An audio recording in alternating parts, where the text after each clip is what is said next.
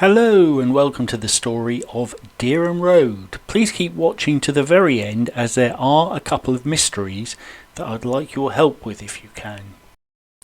Beginning at the St Benedict's end, the first thing we'll do is go back to 1937, just before the building of the Regal Cinema in this location.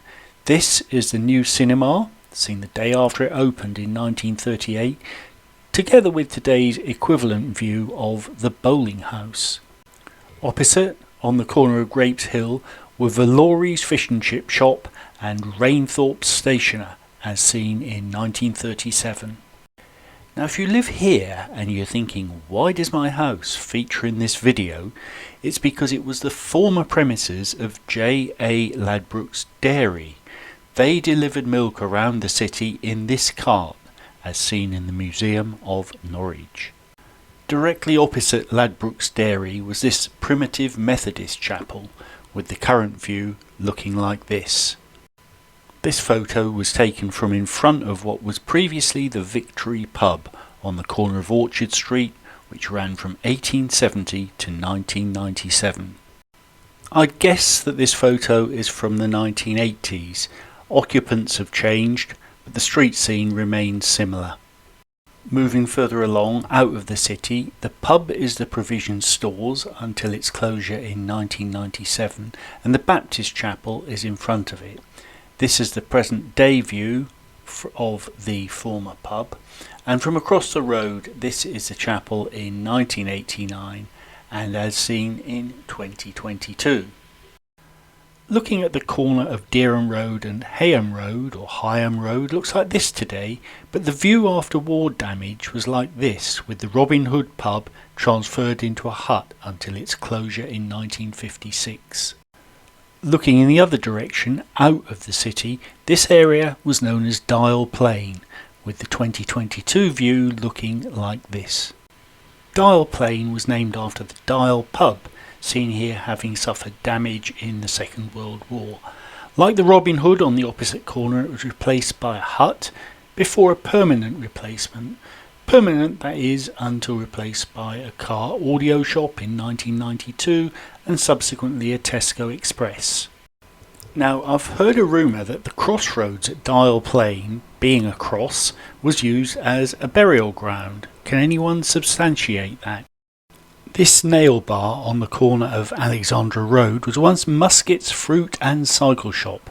I don't have a date for this photo, but he was certainly listed in 1900. Here is Mr. Muskett with his fruit all nicely displayed. This was once Monument's newsagents. The houses to the left of it were rented out to Norwich City Football Club players. In 1958 they were Roy McCrowan, Ken Nethercott and Ron Ashman. And apparently Ron Ashman cut Ken Nethercott's grass for him. Next to what was Monuments is an entrance to the Earlham Road Cemetery. Standing next to the cemetery, this is an undated photo looking out of the city, but the tram lines indicate it was before 1935. The same view today looks like this. Dating from 1841, the Earl of Leicester Pub looked like this until 1910, when it was replaced by this building, which itself was demolished in 2005 and is still a vacant site in 2022. Further up was the Lord Nelson Pub, which became the Artful Dodger in 1989, subsequently renamed Dodgers and the Queen Charlotte before closing in 2008. In this case, the building still stands. The junction on the left, Merton Road, was as far as trams ran on Dereham Road, and as if by magic, here is the last ever tram returning to Norwich in 1935.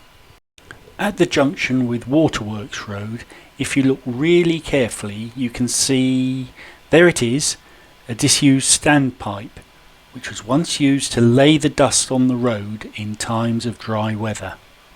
Just behind that wall is Woodlands Park, seen here from its entrance on Dereham Road. Nearby is this milestone. It's hard to be certain, but it looks in better condition now than it did in 1935. And Dereham Road continues towards, well, Dereham, across the ring road which didn't exist when this photo was taken in the early 20th century. Now those two mysteries that I mentioned earlier. Firstly, can you help Jesse? This building is at the bottom of his garden on Dereham Road. Can you identify what it might have been? And secondly, any ideas about this building which has written on it Dereham Road Post Office? Answers in the comments please, and thanks as always for watching.